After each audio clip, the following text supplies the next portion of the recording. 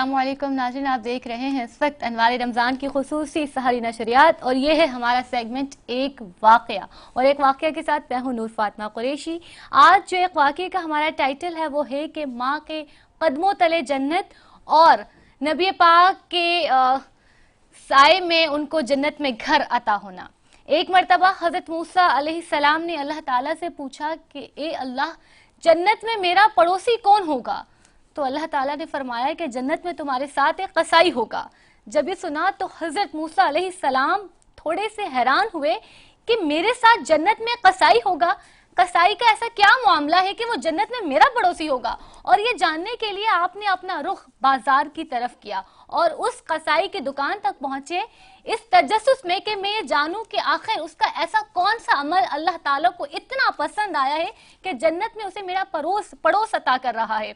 आप जब उस कसाई की दुकान पर पहुंचे तो उस कसाई ने हज़रत मूसा अलैहिस्सलाम को देखकर एकदम से पूछा कि ए अल्लाह के नबी, आप यहाँ, आप मुझे बुला लेते, मैं आ जाता।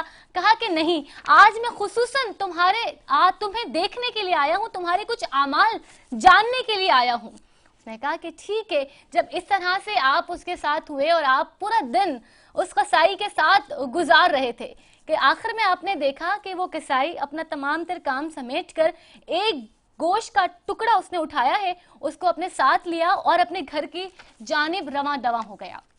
हज़रत मूसा अलैहिस्सलाम भी उसके पीछे उसके साथ साथ थे।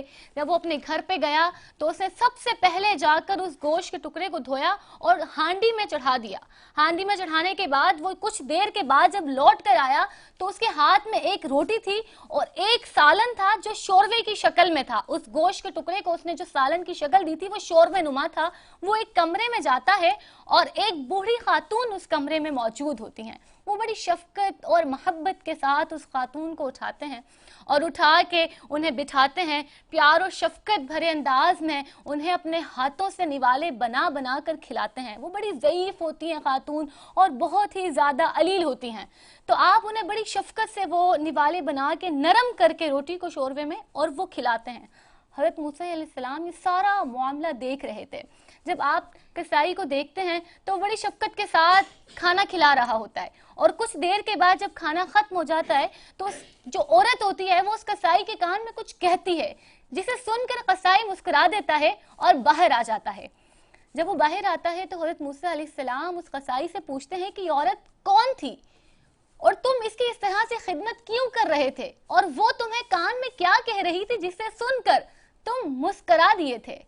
तो वो कहता है कि ए मूसा, ए अल्लाह के नबी, ये मेरी माँ है जो कि ज़ईफ है और बीमारी में मुब्तला है, तो मैं इसकी खिदमत करता हूँ। मेरी रोज़ाना का मामूल है कि मैं जब दुकान से आता हूँ तो इसी तरह से गोश्त का टुकड़ा लेकर आता हूँ और उसे शोरवे की नुमा शक्ल में बनाकर उसे खिलाता हूँ और जब वो खाना खा लेती हैं तो वो मेरे कान में कहती हैं कि ए अल्लाह, तो मेरे इस बेटे को मूसा अलैहिस्सलाम का पड़ोस अता करना जन्नत में। ये सुनकर हज़रत मूसा अलैहिस्सलाम एक जानिब आसमान की तरफ देखते हैं और एक तरफ उस कसाई को देखते हैं और कहते हैं कि आज जो मैं तुम्हारे पास आया था वो सिर्फ और सिर्फ ये जानने के लिए आया था कि जब मैंने अल्लाह ताला से पूछा कि मेरे साथ जन्नत में मेरा पड़ोसी कौन होगा, तो अल्लाह ताला ने फरमाया कि तुम्हारे साथ जन्नत में कसाई होगा। तो मुझे तजस्सुस हुआ कि मैं जानूं उस कसाई का ऐसा कौन सा अमल है जिसने मजबूर कर दिया है जन्नत में मेरा पड़ोस बनने के लिए। तो मैंने आज वो जान लिया।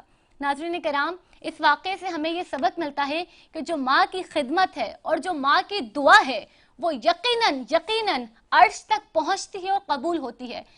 हदीस है कि नबी पाक सल्लल्लाहु ताला अलैहि वसल्लम से पूछा गया कि हम पर सबसे ज़्यादा हक किसका है, तो नबी पाक सल्लल्लाहु ताला अलैहि वसल्लम ने फरमाया तुम्हारी माँ का। फिर पूछा किसका है, फिर फरमाया तुम्हारी माँ का। फिर पूछा किसका है, फिर फरमाया तुम्हारी माँ का। और चौथी बार में जाकर कहा कि तुम्हारे बाप का। यानी कि 3 मर्तबा फरमाया कि तुमसे ज्यादा हक तुम्हारी माँ का है।